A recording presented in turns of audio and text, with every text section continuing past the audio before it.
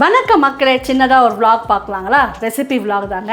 ஒரு 4 நாளுக்கு முன்னாடி ஷார்ட்ஸில் எத்தனை பேர் களி பிடிக்கும், ராகி களி பிடிக்கும், ரெட் ஆட்டின் கொடுங்க அப்படின்னா அள்ளி கொடுத்துருந்தீங்க. நிறைய கமெண்ட்ஸ். சில பேர் வந்து மெஷர்மெண்ட்ஸும் கேட்டிருந்தீங்களா. அப்புறம் அது மட்டும் இல்லாமல் மட்டன் குழம்பு ரெசிபியும் கேட்டிருந்தீங்க. ரெண்டுத்தையும் சேர்த்து இன்றைக்கி பார்த்துடலாம். மட்டன் குழம்பு தாளிச்சிடலாங்க. அது வெந்து தேங்காய் ஊற்றமும் நம்ம களி சூடாக செய்யலாம். வாங்க, எல்லாமே எடுத்து வச்சுருக்கேன். என்னென்ன எடுத்து வச்சுருக்கேன்னு பார்க்கலாம். எல்லோரும் செய்கிறதாங்க, ஒரு சின்ன சின்ன மாற்றங்கள் இருக்கும், அவ்வளோதான். குக்கர் ஆன் பண்ணிட்டேங்க, காயட்டும். ஒரு மீடியம் சைஸு வெங்காயம், 3 வெங்காயம் அரிஞ்சு வச்சுருக்கேன். நீங்கள் சின்ன ஃபேமிலியாக இருந்தால் 2 கூட போதுங்க. எங்களுக்கு கொஞ்சம் குழம்பு குவான்டிட்டி வேணும், ஏன்னா களிக்கே கொஞ்சம் குழம்பு இழுக்கும் இல்லைங்களா. மீடியம் சைஸில் 3 வெங்காயம் அரிஞ்சு வச்சுருக்கேங்க. அப்புறம் வந்து நல்லா தாராளமாக இஞ்சி பூண்டு எடுத்து வச்சுருக்கேன். நான்வெஜ்ஜுக்கு இஞ்சி பூண்டு கொஞ்சம் தாராளமாக போடணுங்க. 4 தக்காளி எடுத்து வச்சுருக்கேன். 3/4 கிலோ கறி, ஆட்டு கறி வாங்கி கழுவி வச்சுட்டேன். இந்த மாதிரி குழம்பெல்லாம் வந்து நம்ம நல்லெண்ணெயில் செஞ்சால் நல்லாயிருக்குங்க. நல்லெண்ணெய் ஆயிட்டுருந்துச்சு, சரி வாங்கின்னு வாங்க, வீடியோக்கு தான் வேணுமே அப்படின்ட்டு வாங்கிட்டு வச்சேன். 2 குழிக்கரண்டி அளவு எண்ணெய் ஊற்றிக்கிறேன். எண்ணெய் காஞ்சிடுச்சிங்க. பட்டை ஒரு 4 துண்டு, லவங்கம், ஏலக்காய் ஒரு 2 போட்டுக்கலாங்க. பொரிய ஆரம்பிச்சிடுச்சு. வெங்காயம் சேர்த்து வதக்கிக்கலாம். சின்னதாக 2 பச்சை மிளகாய், சும்மா ஃப்ளேவருக்காக. வெங்காயம் ஓரளவு வெந்தால் போதுங்க, ப்ரௌனாக ஆகணும்னு இல்லை. ஏன்னா நம்ம குழம்பு தான் வைக்க போகிறோம். கிரேவிக்கு தான் நல்லா வந்து வறுவலுக்கெலாம் செவந்து வேகணும். நம்ம குழம்பு தான் வைக்க போகிறோம். வெங்காயம் ஓரளவு வெந்தால் போதும். இது வதங்கிறதுக்குள்ளே நம்ம இஞ்சி பூண்டு அரைச்சிக்கலாம். எப்போவுமே வந்து பூண்டோட அளவு அதிகமாக இருக்கணுங்க, இஞ்சியோட அளவு கம்மியாக இருக்கணும். அப்போ தான் நல்லாயிருக்கும். நல்லா 2 கைப்பிடி அளவு பூண்டு எடுத்திருக்கேன். பூண்டு 2 கைப்பிடி எடுத்துருக்கேங்க. இஞ்சி பார்த்திங்கன்னா 1.5 கைப்பிடி, நல்லா பெருசாக மூட கூட முடியல பாருங்கள், அந்த அளவுக்கு இருந்தால் போதும். நம்ம 3/4 கிலோவுக்கு இது சரியாக இருக்கும். இதை அரைச்சி கொண்டு வந்துடுறேன்.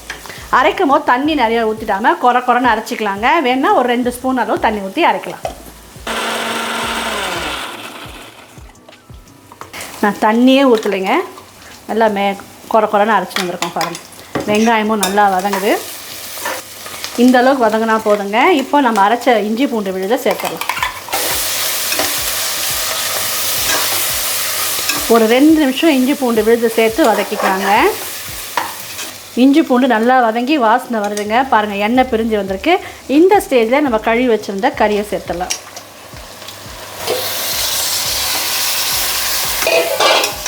இப்போ இந்த எண்ணெயிலே இந்த கறி நல்லா வதங்கணுங்க.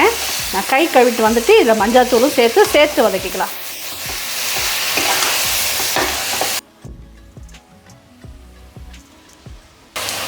நல்லா தாராளமாக ஒரு சின்ன ஸ்பூன் தாங்க, ஒரு 1.5 ஸ்பூன் அளவுக்கு மஞ்சள் தூள் சேர்த்துருக்கேன். இப்போ இந்த எண்ணெயிலே இந்த இஞ்சி பூண்டோடு சேர்ந்து கறி நல்லா ஒரு 10 நிமிஷம் ஸ்லோ ஃப்ளேமில் வதங்கணுங்க. அப்போ தான் குழம்பு நல்லா டேஸ்ட்டாக இருக்கும். கறியை அப்படியே வேக வச்சுட்டு, அதாவது வெறும் தண்ணியில் வேக வச்சுட்டு அப்புறம் மசாலா சேர்த்து செய்கிறது அது ஒரு டேஸ்ட்டுங்க. எனக்கு என்னமோ இந்த மாதிரி செய்கிறது ரொம்ப பிடிக்கும். நல்லா எண்ணெயில் வதக்கிட்டு செஞ்சோம்னா கறியோட அந்த பச்சை வாசனைலாம், கவுச்சி வாசனைலாம் இல்லாமல் குழம்பு நல்லா மணமாக இருக்கும். ஒரு 7-8 நிமிஷம் ஸ்லோ ஃப்ளேம்லேயே நல்லா வதங்கட்டோங்க. அடிக்கடி கிளறி விட்டுட்டு அப்புறமா பார்க்கலாம். நல்லா ஸ்லோ ஃப்ளேமில் ஒரு 5 நிமிஷம் நல்லா வதங்கியிருக்குங்க. இப்போ நம்ம குழம்புக்கு தேவையான அளவு மிளகாய்த்தூள் சேர்த்துடலாங்களா. வீட்டில் அரைச்ச குழம்பு மிளகாய் தூளுங்க. 3, 4, 5 ஸ்பூன் போட்டிருக்கேன். வெறும் மிளகாய்த்தூள் ஒரு 3/4 ஸ்பூன் போட்டிருக்கேங்க. தேவையான அளவு உப்பு சேர்த்துடலாம். இப்போது இந்த குழம்பு தூளும் வந்து எண்ணெயில் ஒரு நிமிஷம் வதங்கட்டுங்க. அப்போ நமக்கு கலர் நல்லா சூப்பராக கிடைக்கும். இது இப்படியே ஸ்லோ ஃப்ளேமில் தாங்க இருக்குது. ஸ்டவ் வதங்கட்டும். நம்ம இதை எடுத்து வச்சு இந்த தக்காளியை அரைச்சி கொண்டு வந்து, ஒருத்தர் வந்து கமெண்ட்டில் கேட்டிருந்தீங்க, எப்படி திக்காக இருக்குது, எனக்கு வந்து வாட்ரியாக ஆகிடுது அப்படின்னு கேட்டிருந்தீங்க. மேபி இதனால் இருக்கலாங்க. நான் தக்காளியை அரைச்சி தான் சேர்ப்பேன். தான் சொன்னேன், கொஞ்சம் குழம்பு அதிகமாக தேவைப்படுதுன்றதுனால நமக்கு இது திக்னஸும் கொடுக்கும் இல்லைங்களா, அதனால தான். 4 நல்லா 3 தக்காளி பெருசாகவும் சின்னதாக ஒரு தக்காளி எடுத்துருக்கேங்க. புளிக்குமான்னு கேட்டிங்கன்னா இப்போ வர தக்காளிலாம் ஒன்றும் புளிக்கிறது இல்லைங்க. நமக்கு ஒரு திக்கான கன்சிஸ்டன்சி கொடுக்கும், அவ்வளோதான். இதெல்லாம் நம்ம வெங்காயம் தக்காளிலாம் தாராளமாக போட்டுட்டு தேங்காவை கொஞ்சமாக ஊற்றிக்கலாம். அப்போ டேஸ்ட் நல்லாயிருக்கும். நல்லா வதங்கிட்டு இருக்குங்க. இதை நான் அரைச்சி கொண்டு வந்துடுறேன். எண்ணெய் நல்லா பிரிஞ்சு வதங்கி வந்திருக்கு பாருங்கள். அப்போ நம்ம குழம்பு நல்லா ரெட்டிஷாக சூப்பராக இருக்கும். இது அரைக்கிற டைம் தான் வதங்கியிருக்கு. ஸ்டவ் ஃபுல்லாக ஸ்லோ ஃப்ளேமில் தாங்க இருக்குது. 1/10 தான் அரைச்சிருக்கேன். இந்த தக்காளி இதில் சேர்த்து இந்த தக்காளியோட சேர்ந்து ஒரு 2 நிமிஷம் வதங்கட்டும். தக்காளியோட பச்சை வாசனை போயிடுங்க. நமக்கு தனியாக செய்கிறதுனால தான் இது லேட் ஆகிற மாதிரி தோணுது. உங்களுக்கு வதக்கினே இருக்கிறது, ஒரு பக்கம் சாதம் ரசம் இதெல்லாம் வைக்கிறதுக்குள்ளே இதெல்லாம் செய்கிறதுக்கு நமக்கு ஒரு மணி நேரத்தில் நல்ல ஒரு நான்வெஜ் மீல் சமைச்சிடலாம். இது தக்காளி பாருங்கள், இப்போ அது எண்ணெய் பிரிஞ்சதெல்லாம் திரும்பி உள்ளே போய் சேர்ந்துக்குச்சு. திரும்பி எண்ணெய் பிரிஞ்சு வரட்டும். திரும்பி எண்ணெய் பிரிஞ்சு வரலாம் நல்லா ஸ்லோ ஃப்ளேம்லேயே வதங்கட்டோங்க. அதுக்கப்புறம் நம்ம தண்ணி ஊற்றி விசில் வச்சோம்னா மட்டன் வேகிறது தான் வேலை. அப்புறம் தேங்காய் ஊற்றிடலாம். எண்ணெய் நல்லா பிரிஞ்சு வந்திருக்கு பாருங்கள், ஒரு 2 நிமிஷம் கூட ஆகலை. இந்த ஸ்டேஜில் நம்ம மிக்ஸி ஜார்லாம் கழுவி கறி வேகிறதுக்காக தண்ணி ஊற்றிடலாங்க. இது பார்த்திங்கன்னா அரிசி கழுவுன தண்ணி, 2வது தண்ணி இல்லைங்களா, அந்த தண்ணி எடுத்து வச்சுருக்கேன். சும்மா ஒரு டேஸ்ட்டும் ஒரு திக்னஸும் கொடுக்கும், அவ்வளோதாங்க. மஸ்டான்னு கேட்டிங்கன்னா அப்படிலாம் இல்லைங்க.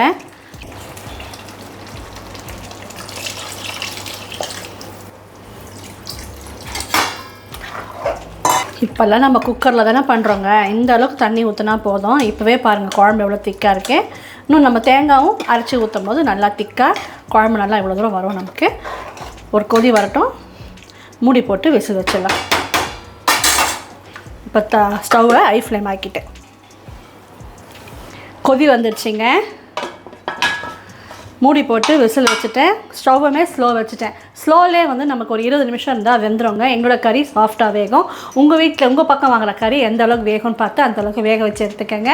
வெந்த பிறகு நம்ம தேங்காய் அரைச்சி ஊற்றி ஒரு 2 நிமிஷம் கொதிச்சா நம்மளோட கறி குழம்பு ரெடி ஆகிடும். சூப்பராக வாசனை வருது. கறந்து பார்க்கலாங்களா?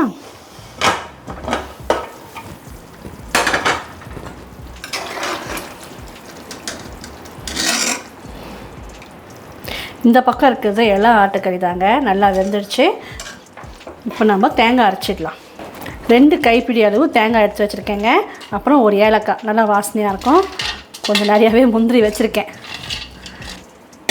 கசகசா ஒரு டேபிள் ஸ்பூன் அளவு கொட்டிக்கிறேங்க. கசகசா கண்டிப்பாக வாங்கி பயன்படுத்துங்க. ஆம்பளை பசங்க இதுக்கு நல்ல ஒரு வலுவை கொடுக்குங்க. அந்த காலத்துலலாம் இந்த ஹெல்த்து மால்ட்டெல்லாம் இல்லை இல்லைங்களா, அந்த காலத்தில் முந்திரி கசகசா பாதாம் தான் அரைச்சி இந்த ஜிம்முக்கு போகிறவங்களாம் சாப்பிட்டுட்டு இருந்தாங்க. அதனால் வீட்டில் ஆம்பளை பசங்க இருந்தால் கண்டிப்பாக கசகசா சேர்த்துக்கங்க. இது வெளிநாடுகள்லாம் பேன் பண்ணியிருக்காங்க. அங்கே இல்லாத பட்சத்தில் வெறும் முந்திரி பருப்பு போதும். இதை நான் தண்ணி ஊற்றி நைஸாக அரைச்சி கொண்டு வந்துடுறேன். தேங்காய் அரைச்சி ஊற்றி இந்த பக்கம் கொதிக்க வைக்கலாங்க. இந்த பக்கம் களி கலரத்துக்கு ரெடி பண்ணிடலாமா? நல்லா ஒரு கனமான பாத்திரமாக எடுத்துக்கலாம். அதுக்கு நான் எப்பவுமே குக்கர் தான் எடுத்துப்பேன். அப்புறம் பார்த்திங்கன்னா இப்போ கேழ்வரகு மாவு அளந்துக்கலாம். கடையில் வாங்குறத விற்கிற மாவு தான் வாங்கியிருக்கேங்க. இது 1 டம்ளர். அப்புறம் இன்னும் ஒரு 1/2 டம்ளர் போட்டுக்கிறேன். எங்கள் ஃபேமிலிக்கு இந்த அளவு கரெக்டாக இருக்குங்க. இதில் நல்லா இந்த சைஸுக்கு 3 பால்ஸ் வரும் நமக்கு. இது இருக்கட்டும். இதில் நம்ம இப்போ தண்ணி அளந்துக்கலாம். 1க்கு 2.5 கப்பு தண்ணி சரியாக இருக்கும். பிகினராக இருந்தீங்கன்னா ஒரு சில மாவு வந்து இழுக்காதீங்களா, அதனால் 1க்கு 2 அளவு நம்ம ஊற்றிக்கிட்டு மிச்ச தண்ணியை சைடில் கொதிக்க வைக்கலாம். 1க்கு 2 அளவில் 3 டம்ளர் அளவு தண்ணி ஊற்றுறேங்க. திரும்பி 1 தட்டி அளவு பார்த்துடலாங்க. கேழ்வரகு மாவு இல்லைன்னா கேப்ப மாவுன்னு சொல்லுவோம். இது வந்து நான் 1.5 டம்ளர், இந்த டம்ளரில் 1.5 டம்ளர் எடுத்துருக்கேங்க. இப்போ இதில் வந்து 1க்கு 2 அளவில் 3 டம்ளர் தண்ணி இதில் ஊற்றிட்டேன். மிச்சம் 1 டம்ளர் தண்ணி இந்த பக்கம் சோவாக கொதிக்கட்டும். தேவைன்னா யூஸ் பண்ணிக்கலாம். இப்போது நம்ம தேங்காய் அரைச்சி குழம்புல ஊற்றிடலாங்க. அதுக்குள்ளே நம்ம களியும் சூடாக ரெடி ஆகிடும். நம்ம குக்கரில் வச்ச தண்ணி நல்லா கொதிக்க ஆரம்பிச்சிடுச்சுங்க. இந்த ஸ்டேஜில் நான் சாதம் சேர்த்துக்கிறேன். நம்ம வீட்டில் இப்போ சாதம் இல்லை அப்படின்னு நினச்சிங்கன்னா அரிசி கூட ஊற வச்சு அரிசி வேக வைக்கலாம். அரிசி வேக வைக்கும் போது தண்ணி இன்னும் 1 டம்ளர் எக்ஸ்ட்ரா ஊற்றிக்கங்க. இப்போ நான் சாதமாக போடுறதுனால களிக்கு தேவையான அளவுக்கு தண்ணி ஊற்றிருக்கேன். ஒரு 2 கரண்டி அளவு சாதம் போட்டுக்கிறேன். உங்களுக்கு காட்டணுன்றதுக்காக கரண்டியில் போட்டிருக்கேங்க. இப்போ இதை உடச்சி விட்டுடலாம். சாதம் நல்லா வெந்திருக்கு நமக்கு. இது இன்னும் நல்லா ஒரு கொதி வரட்டும். சாதத்தில் கட்டி இருந்தால் அப்படி உடச்சி விட்டுக்கலாம். இல்லைனாலும் களி கரும் போது உடஞ்சிடும். நீங்கள் இல்லை பழுது இருந்தது அப்படின்னாலும் பழுதும் நீங்கள் போட்டுக்கலாம்.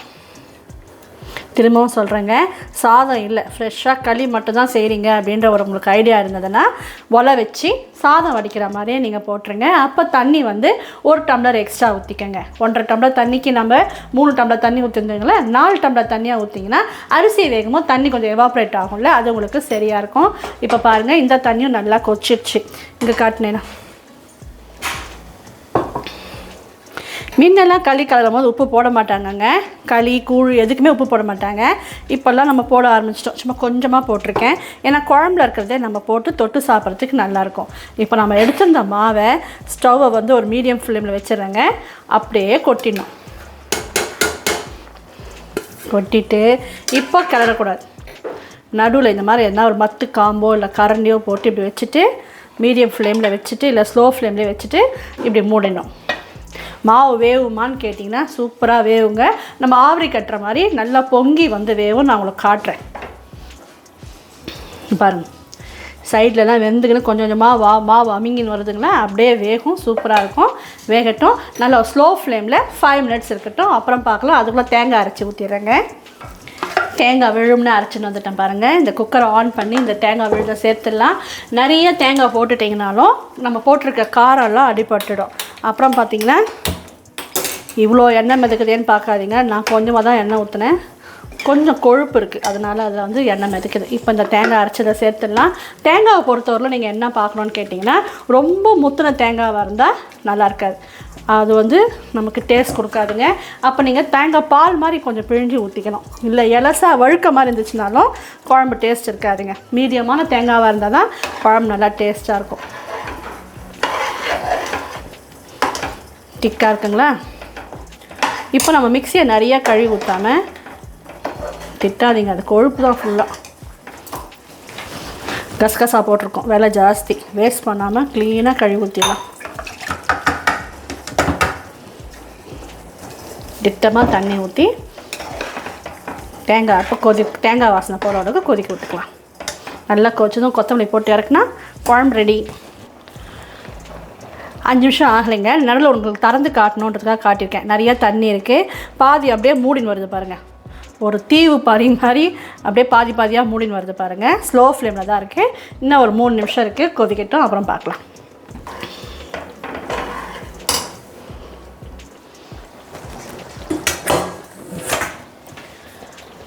மாவு இன்னும் வேகலையே நினைக்காதீங்க. இப்போ உடச்சி விட்டுட்டிங்கன்னா மாவு வெந்துடும். ஆல்ரெடி வெந்திருக்கு இப்போ மாவு. இப்போ இதை கிளறினீங்கன்னா பயம் இல்லாமல் கிளறலாம். கட்டி முட்டியே ஆகாது. ஏன்னா நமக்கு வந்து சாதம் இருக்கு இல்லைங்களா, அது நமக்கு வந்து நல்லா வந்து கட்டி ஆகாமல் நல்லா காப்பாற்றி விடும். அதே மாதிரி பிகினர்ஸ் கூட பண்ணலாம். ஆல்ரெடி நான் வந்து ஒரு லாங் வீடியோ இதே மாதிரி களி செய்கிறது போட்டிருக்கேன். கீரை குழம்பு வெஜிடேரியன் மாதிரி போட்டிருக்கேன் கீரை குழம்புக்கு. அதில் ஒருத்தர் கமெண்ட் பண்ணியிருக்காங்க, இந்த மெத்தடில் செஞ்சேன் சூப்பராக வந்ததுமான்ட்டு. பாருங்கள், இப்போ நமக்கு களியோட திட்டமும் சரியாக இருக்குது. ஸோ 1க்கு 2 வச்சிங்கனாலே சரியாக இருக்கும்.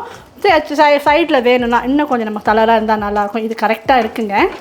வேணாலும் தண்ணி ஊற்றி காட்டுற பாருங்கள். பத்தலை நீங்கள் ஊற்றுனீங்கன்னா இந்த ஸ்டேஜில் ஊற்றலாம். இது மாதிரி வரல அப்படின்னா ஆஃப் பண்ணிட்டு கீழே கூட எடுத்து வச்சுக்கோங்க. பார்க்கும்போதே தெரியுதுங்களா, நல்லா சாஃப்டாக இருக்குது பாருங்கள். இல்லை நான் தண்ணி ஜாஸ்தி ஆகிடுச்சுமா அப்படி என்ன பண்ணுறதுன்னு கேட்டிங்கன்னா, ஒரு 2 கைப்பிடி மாவு இப்படி தூவுன மாதிரி போட்டுருங்க. தூவுன மாதிரி போட்டுட்டு இப்படி நல்லா கிளறிட்டு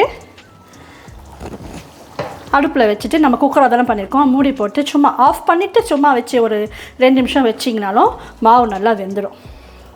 இப்போது நம்மளோட களி அழகாக ரெடி ஆகிடுச்சுங்க. வெந்துட்ருக்குமான்னு கேட்டிங்கன்னா பயப்படாதீங்க, நல்லா வெந்துட்ருக்கோம். அந்த காலத்தில் நம்ம அம்மாக்கள்லாம் இப்படி தான் பண்ணாங்க. உங்களுக்கு பயமாக இருக்குது அப்படின்னு நினச்சிங்கன்னா, நல்லம்மா எனக்கு கேழ்வரகு சாப்பிட்டா ஆகவே மாட்டேங்குது, ஆனால் சாப்பிட்ணும் ஆசையாக இருக்குன்னா இந்த ஸ்டேஜில் இந்த மாதிரி எல்லாம் கலரி எடுத்து நடுவில் வச்சுட்டு இந்த குக்கர் மூடியே போட்டு வச்சிட்டோம்னா சாப்பிடும் போது சூடாக கலரிக்கலாம். நான் இப்போ உங்களுக்கு அப்படியே மூடி வச்சு காட்டுறேன். அங்கே குழம்பும் நல்லா தலக்கு புலக்குன்னு கொதிக்குதுங்க. நீங்கள் எக்ஸ்ட்ரா மாவு போட்டிருந்தீங்கன்னா இந்த மாதிரி மூடி வச்சிட்டிங்கன்னா இந்த இதிலே வந்து வேக்காடிலே வெந்துடும்.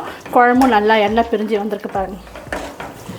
இந்த ஸ்டேஜில் நல்லா தாராளமாக நிறைய கொத்தமல்லி போடணும், அதான் டேஸ்ட்டுங்க. நீங்கள் சொன்ன மாதிரி குழம்பு திக்காக வந்திருக்கா, இந்த மாதிரி வைக்கும்போது நமக்கு இதுக்கும் சூப்பராக இருக்கும், இட்லிக்கும் சூப்பராக இருக்கும், சப்பாத்திக்கு நைட் பூரிக்கு எல்லாத்துக்குமே செம்மையாக இருக்கும். கடைசி ஸ்டேஜில் தான் கொத்தமல்லி போடணும். சும்மா அப்படி கலந்துட்டு ஆஃப் பண்ணியாச்சு. தட்டு போட்டு மூடிடும். இந்த களி இப்போ கிளறிடலாங்களா? பக்கத்தில் பச்சை தண்ணி வச்சுக்கோங்க. இந்த மாதிரி ஒரு பாத்திரமாக வச்சுக்கோங்க. இந்த பாத்திரத்தை கொஞ்சம் ஈரமாக இருக்கணும்.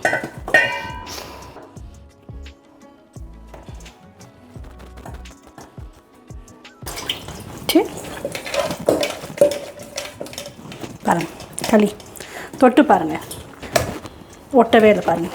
கூழுமே இப்படி தான் நம்ம செக் பண்ணணும். நீங்கள் அந்த மாவாக இருக்கே அப்படின்னு பயப்படாதீங்க. அழகாக வெந்துடும், ஒன்றுமே வயிற்றுக்கு ஆகாது. ஹாட் கேஸில் போட்டு வச்சுக்கிட்டிங்கன்னா சாப்பிடும் போதே சூடாக நல்லாயிருக்குங்க. களியை பொறுத்தவரைக்கும் சூடாக சாப்பிட்டா தான் இன்னும் டேஸ்ட்.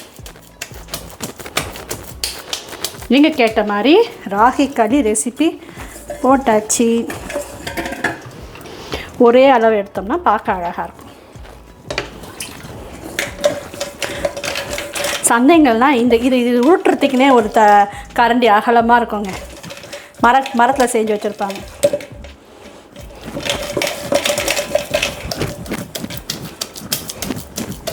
சும்மா அப்படியே சாஃப்டாக இருக்கு பாருங்க.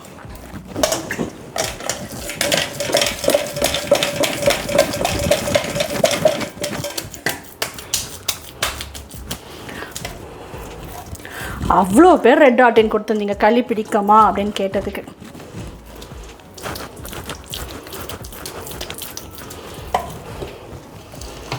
ஒரு தாட்டியும் இந்த பாத்திரத்தை நம்ம கொஞ்சம் ஈரப்படுத்திக்கணும். சூடாக இருக்கும் போதே எடுத்தால் தாங்க இது நமக்கு நிறைய வேஸ்டேஜ் ஆகாமல் வரும். நீங்கள் நான்ஸ்டிக் பாத்திரம் இருந்தால் அது இன்னும் பெஸ்ட்டுங்க. கொஞ்சம் கூட மாவு வேஸ்ட் ஆகாமல் வரும்.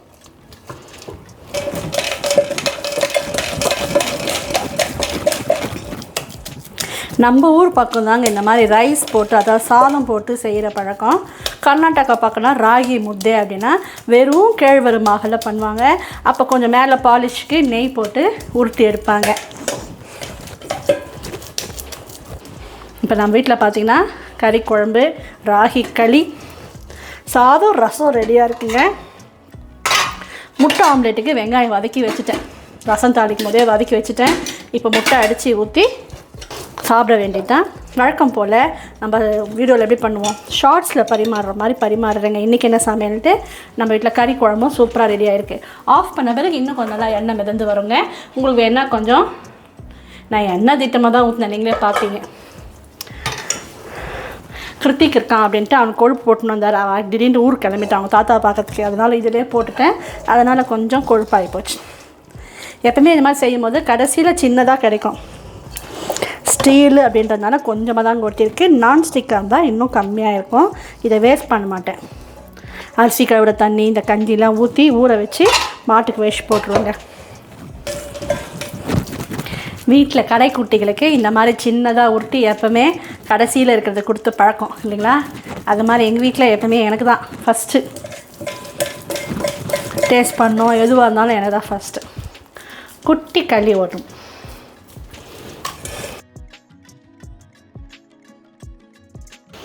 நீங்கள் கேட்ட மாதிரி நான் ரெசிபி போட்டுட்டேன்னு நினைக்கிறேங்க. நல்ல ஒரு மட்டன் குழம்பு திக்காக எப்படி வருது, கலர்ஃபுல்லாக எப்படி வந்திருக்குன்னு கேட்டிங்களா? நல்ல ஒரு மட்டன் குழம்பு பண்ணியாச்சு.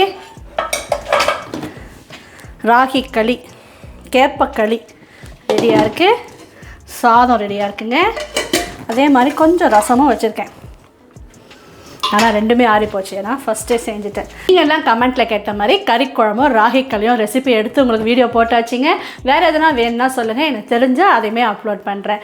இந்த வீடியோ உங்களுக்கு பிடிச்சிருந்தால் லைக் பண்ணி ஷேர் பண்ணுங்கள். மறக்காமல் போனாஸ் கிரியேஷன்ஸை சப்ஸ்கிரைப் பண்ணி சப்போர்ட் பண்ணுங்கள். தேங்க்ஸ் ஃபார் வாட்சிங். பாய்.